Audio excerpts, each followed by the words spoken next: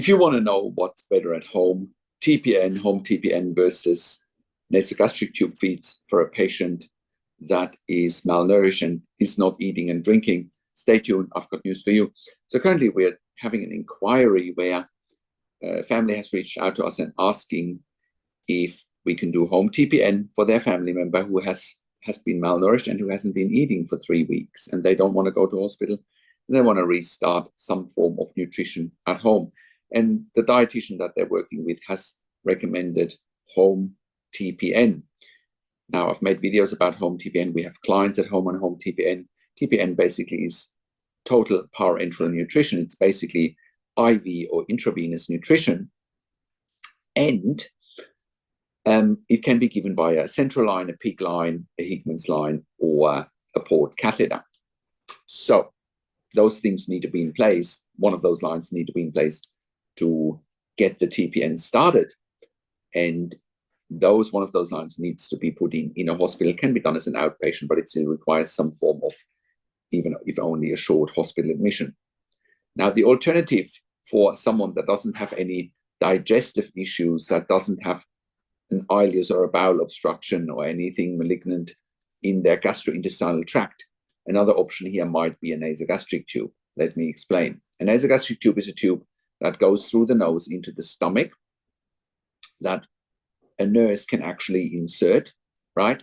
It needs to be followed up by a chest X-ray to confirm the position of the tube, so that the end of the tube is actually in the stomach and not in the lungs. For example, you don't want to start any feeds that go into the lungs. And once the position is confirmed by a chest X-ray that the tube is in the lungs, then nasogastric tube feeds can be started. Okay, so, and in this particular situation, we actually recommended this family that we should start with a nasogastric tube instead of TPN, because TPN requires an intravenous line. There's much higher infection risk, whereas with a nasogastric tube, it's sort of quicker, much less intrusive, and there's much less infection risk, right?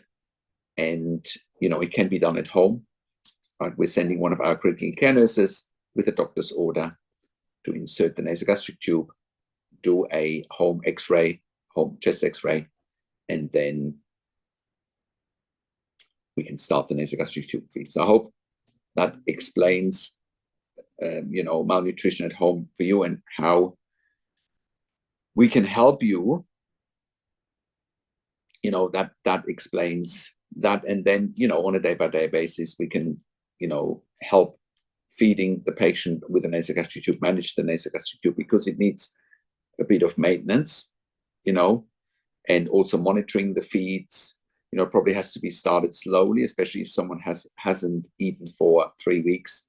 You have to start slowly, because otherwise there could be some refeeding syndrome, which could put a patient in danger as well. So it needs to be monitored closely and needs doctor and nurse input in a situation like that. So to wrap this all up, with intensive care at home, we are providing 24-hour critical care nurses at home, predominantly for ventilation, tracheostomy, home BiPAP, home CPAP ventilation, without tracheostomy without ventilation, home TPN, home IV potassium infusion, home IV magnesium infusion. We're also providing port management, central line management, PICC line management, as well as Hickman's line management. And we're also providing palliative care services at home. And we're also providing nasogastric tube management and PEG tube management at home. We're also sending our critical care nurses into the home for emergency department bypass services. We have done so successfully as part of a program at the Western Sydney Local Area Health District, their In Touch program, saving approximately $2,000 per patient that we keep at home instead of going to ED. We're also in a position to cut the cost of an intensive care bed by around 50%. An intensive care bed costs around $5,000 to $6,000 per bed day. Our service is between $2,500 and $3,000 per bed day, and we're freeing up an ICU bed. So it's a win-win situation all around, not even mentioning the improvements for quality of life for patients and their families. Now, with intensive care at home, we're currently operating all around Australia in all major capital cities, as well as in regional and rural areas. We are an NDIS-approved service provider all around the country, TAC and WorkSafe in Victoria, eye care in New South Wales, NIISQ in Queensland, DVA, the Department of Veteran Affairs all around the country. Our clients and we as a provider have also received funding through public hospitals, private health funds, as well as departments of health. We are the only service provider in Australia that has achieved third-party accreditation for intensive care at home nursing in 2024. We've been achieving this accreditation since 2012. No other provider has achieved this high level of accreditation in the community and has created this much intellectual property for intensive care at home nursing than we have. That puts us in a position to employ hundreds of years of critical care nursing experience combined in the community. No other service provider employs a higher skill level in the community than we do, which enables us to look after the highest acuity adults and children in the community. No other provider in Australia can take on a higher acuity in the community than we can.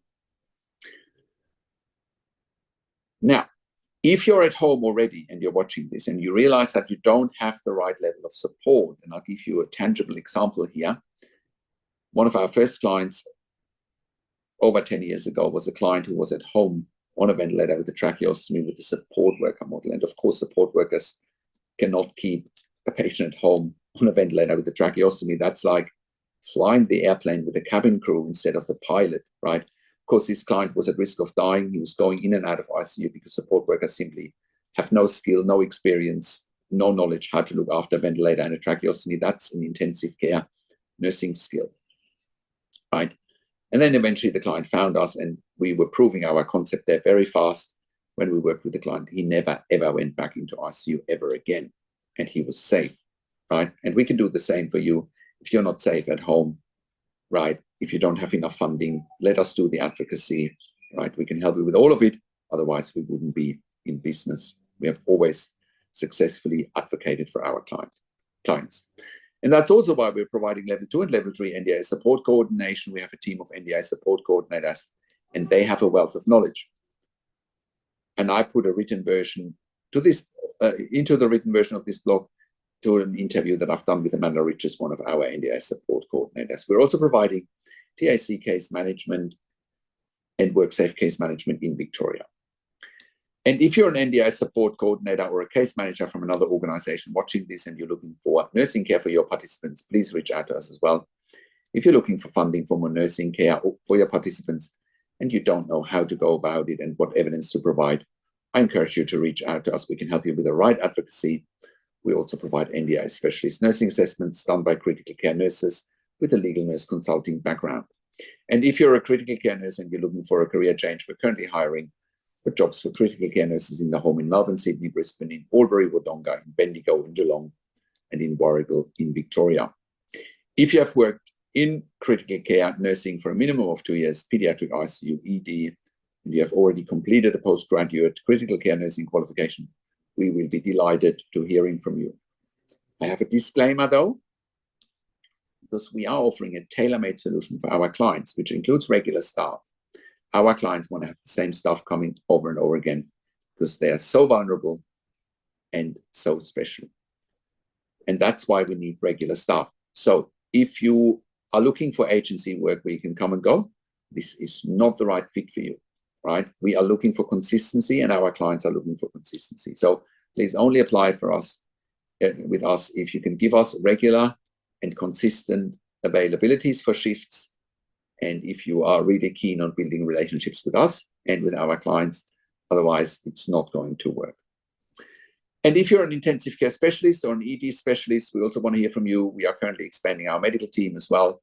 We can also help you eliminate your bed blocks in ICU and ED for your long-term patients or for your regularly readmitting patients with our critical care nursing team at home. We're here to help you take the pressure off your ICU and ED beds. And in most cases, you won't even pay for it. But even if you do pay for it, it's much more cost effective than what you're paying in ICU or in ED for. And if you're a hospital executive watching this and you have bed blocks in your ICU, ED, respiratory wards, etc., please reach out to us as well. We can help you fast. And if you're in the US or in the UK and you're watching this and you need help, we want to hear from you as well. We can help you there privately. Once again, our website is intensivecareathome.com. Call us on one of the numbers on the top of our website or send us an email to info@intensivecareathome.com. And if you like my videos, subscribe to my YouTube channel for regular updates for families with intensive care at home and intensive care. Click the like button, click the notification bell, share this video with your friends and families, and leave your comments below what you want to see next. What do you think about today's topic and what insights you have from this video? Thank you so much for watching.